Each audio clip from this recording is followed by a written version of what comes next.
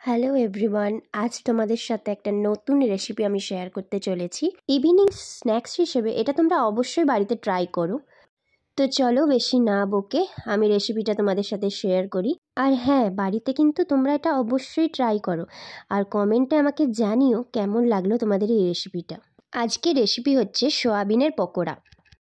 তো সয়াবিনের পকোড়ার জন্য সয়াবিনগুলো একটু জলে ভিজিয়ে রেখেছি। দেখো এখানে গুটিকত কাঁচা লঙ্কা, ধনেপাতা আর পেঁয়াজ নিয়েছি। সয়াবিনগুলো একটু সেদ্ধ করে নিতে হবে। দেখো আমি এখানে ছোট ছোট সয়াবিনগুলো নিয়েছি, কিন্তু তোমরা যদি বড় নাও তাহলে অবশ্যই সেদ্ধ করে নিও। সয়াবিন থেকে ভালো করে জল নিংড়ে একটা শুকনো জায়গায় রাখতে হবে। এবারে আস্তে আস্তে সব কাঁচা লঙ্কা, ধনেপাতা আর পেঁয়াজ কুচিগুলো যেগুলো আমি কেটে রেখেছিলাম সেগুলো দেখো সব সয়াবিনের সাথে মিক্স করছি। তারপরে একটা কাঁচা ডিম ফেটিয়ে নিতে হবে। তোমরা একটাও দিতে পারো কি দুটোও দিতে পারো, আমি এখানে যেমন একটাই দিলাম। এরপর নুন, লঙ্কা গুঁড়ি সব কিছু দিয়ে দিতে হবে।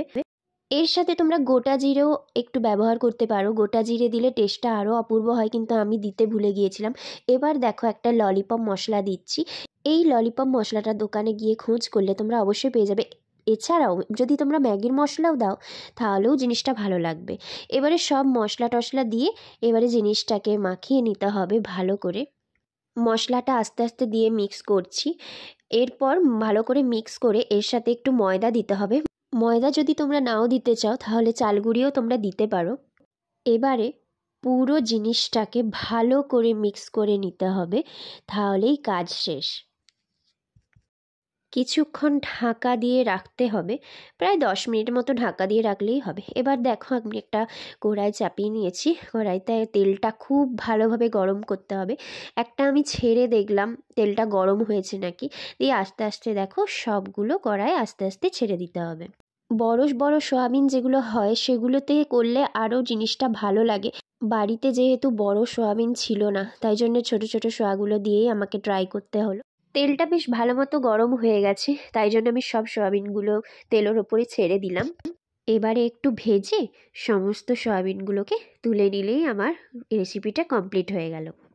এই রেসিপিটা কিন্তু তোমরা অবশ্যই বাড়িতে ট্রাই করবে, আর অবশ্যই ভিডিওটা নিচে কমেন্ট করে জানিও তোমরা কেমন বানালে আর এই রেসিপিটা তোমাদের কেমন লাগলো।